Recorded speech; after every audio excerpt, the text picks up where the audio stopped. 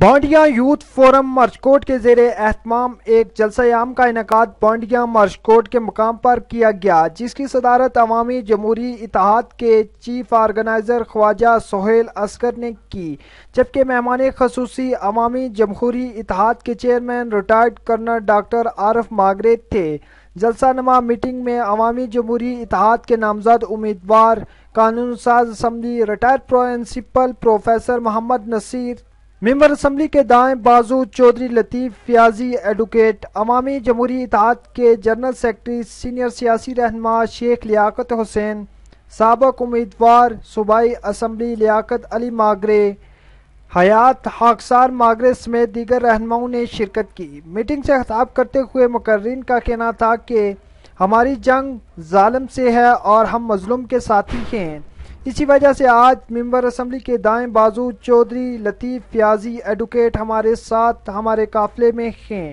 باریاں لگانے والوں نے عوام کے حقوق پر شب خون مارا ہے، جس کا حساب دینا ہوگا۔ آج منگوڑا مرچکوٹ کی پسماندگی کو دیکھ کر رونا آتا ہے۔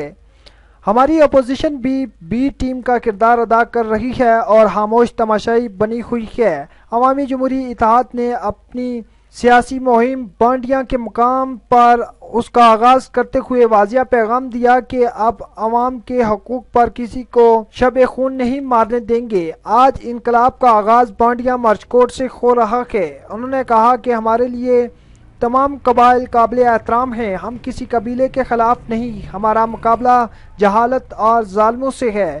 منتخب نمائندے ووٹ لیتے وقت تو آ جاتے ہیں مگر اس کے بعد نظر نہیں آتے۔ آج سے ہم نے ظلم ناانصافیوں کے خلاف اعلان جنگ کر دیا ہے۔ ہماری یوتھ ہمارا قیمتی اثاثہ ہے اور انہیں اہم کردار ادا کرنا ہوگا۔